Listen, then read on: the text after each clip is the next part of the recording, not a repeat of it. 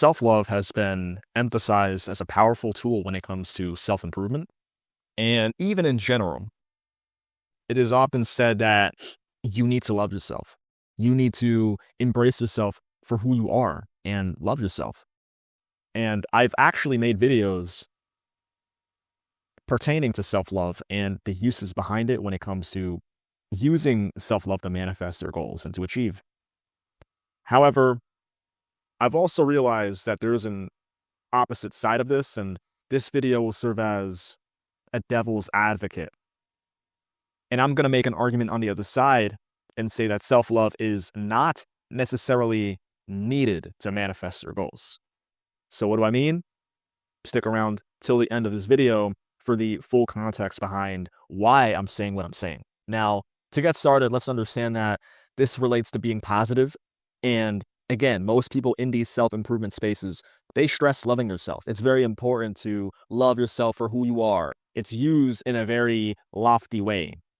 Even in similar spaces like the law of attraction space, or just in general, people emphasize, oh, you need to have a high vibration.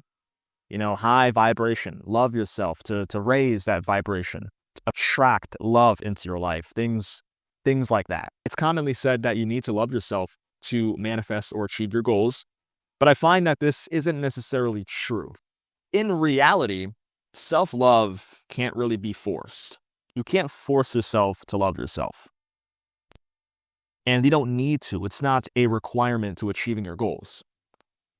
With the majority of my videos, I've always emphasized the importance of identity shifting. It's very important to shift your identity if you want to achieve whatever goals you have.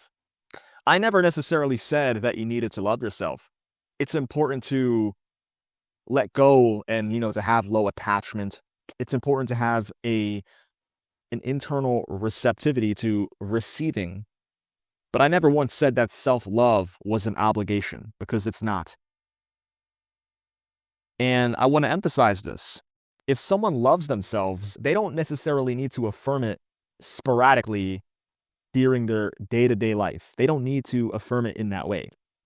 It's like with money. If someone is genuinely wealthy financially, they don't need to affirm it each and every single moment of their lives. It's all about who you become and expanding your sphere, your comfort zone. Those two things in tandem will influence the results that you get. If you love yourself, you don't necessarily need to harp over it and to try to convince yourself. That in itself is the problem. You're trying to convince yourself that you love yourself. But that's not effective, and it's not authentic and sustainable change. You'll notice that people that try to adapt to self-love mentality, they have a lot of self-hate within themselves. And by using these affirmations, these subliminal messages, and all of these techniques, and let's say they're even using principles, they're trying to adapt this self-love mindset into their lives. But what I've learned from experience and from seeing other people's lives is that you need to first resolve the self-hate before you can resolve the self-love, or to initiate the self-love.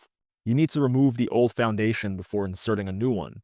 You cannot stack a new foundation upon an old foundation that you're already integrated with. You need to resolve the self-hate before you can truly become congruent with the self-love.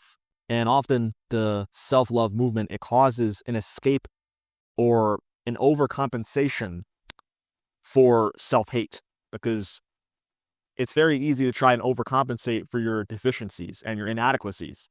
You're trying to escape that self-loathing, the self-hate, and by doing so, you make your relationship with yourself worse. And once you actually resolve the self-hate, once you diagnose what's going on with yourself, and you really hash that out, you move forward, keep in mind that loving yourself isn't a dramatic thing. I don't necessarily have self-hate, but I don't go around saying I love myself all the time. I don't really think about it, to be completely honest with you. I don't think about whether I love myself or whether I hate myself. I simply appreciate myself as I am. I acknowledge the traits that I have that may be deficiencies and the traits that I have that are strengths. But that it doesn't have to be an extreme on either side. You don't necessarily feel good all the time. You don't necessarily like the things that you do all the time, or there are still instances where you might not like certain aspects about yourself, but it doesn't mean that you hate yourself. There's a difference.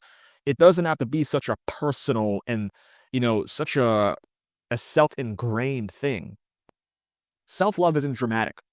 And the way that I interpreted this to be is through this example over here, where you can see two opposite extremes. I'm not exactly sure if you can see this due to the light, but you can see two extremes here, and then there's a middle portion right here. What is that? What is in between self-love and self-hate? I would say it's self-acceptance. You're not trying to love yourself and you're not trying to hate yourself. You simply appreciate yourself. You appreciate yourself as you are. Ask yourself what lies in between the two, because that's how you find balance. That's how you really reach inner peace. You're not trying to prove something to yourself. That's when you really reach a level of balance that is really important when it comes to reality creation. You also notice that by having an extreme on both sides, there's usually attachment that's involved. You are so attached to self-love, and in a strange way, you're also attached to self-hate because you're attached to avoiding it. Once you find this balance, you have essentially released all that attachment towards both ends. You're not trying to be on one side or the other. You accept yourself as you are. And it's okay to acknowledge traits relating to yourself that you don't like or things that you do like. It's okay, but the overcompensation is the issue. A lot of people have that habit and they don't even realize it. So I hope this video was helpful and it really explained the primary issue with just the phrase self-love in general and how it's promoted, how people navigate self-love and navigate self-hate as well. It's a unique balance that can only come when you address the self-hate and when you acknowledge the fact that self-love doesn't need to be this big thing. You have every right to not like certain traits about yourself and to want to change them, to become someone different. But you don't necessarily need to harp over it and to say that you hate yourself is a polar extreme. You see, we're talking about extremities, as I shown you in that example on my notes. But if you want to really reach a permanent change, you need to acknowledge the neutral side of things. What is in between self-love and self-hate, I believe, is self-acceptance. And that is a very neutral thing. Once you acknowledge and you understand the dynamic between self-love, self-hate, and what's in between the two, which is self-acceptance, it'll really help you in just navigating your goals because you can hash out your own inadequacies, the things that you think you lack, maybe things that pertain to those goals, those limiting beliefs, the limiting identity. Once you hash these things out, you can actually move forward with a lot more conviction. If you found this helpful, leave a like and subscribe if you want more content like this. If you want to initiate change in your own goals, but you believe you're being plagued by an internal issue, your identity, your worldviews, the way you perceive yourself is inhibiting and stopping you from progressing in those areas.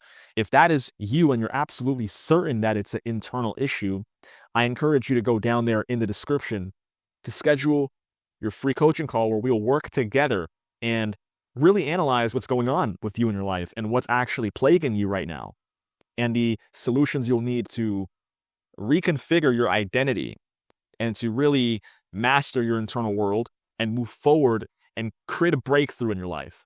So again, if that's you, make sure to go in the description to schedule your free coaching call, and we'll see if we're a good fit to work together moving forward. And with that, I'll see you in the next video.